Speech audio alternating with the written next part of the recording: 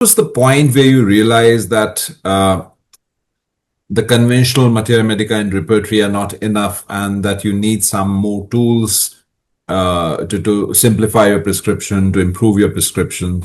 Right.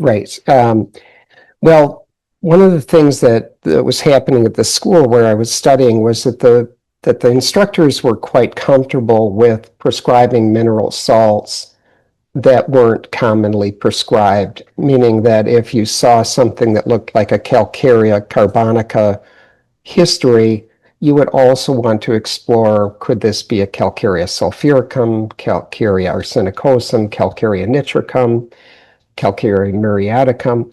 That was part of our curriculum. And so I would see that I had to use the repertoire in a different way if I was going to prescribe like this, that I would see a couple different elements coming up and then see if the combination of the two of them would cover essentially the totality of the case. And so that did come more easily for me in the beginning. In fact, the first couple people I saw actually needed calcarea nitricum. And the person that was mentoring me said, "No, there's no way that you're going to have two of those in a row." And sure enough, then he said, "Yes, I have to admit it, that they were both calcarea nitricum, and they did well on that remedy." Anyway, so I understood that facet of homeopathy pretty well and could use the repertoire in a more flexible way.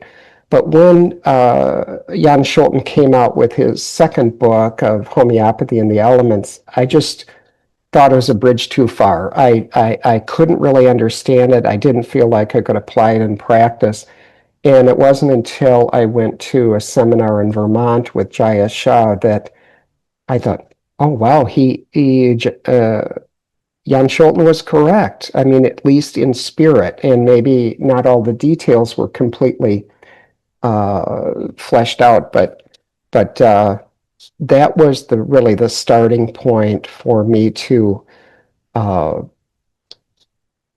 begin moving across the table into these areas of the periodic table that are just not going to come up well in repertorization. So at that point, I started just realizing that I was only going to get so far with the repertory because it was going to be based on what had come from past experience. And stepping into this new territory, I had to trust that what I had seen from Jan Scholten and even perhaps more importantly from Jaya Shah, that this was a reliable method.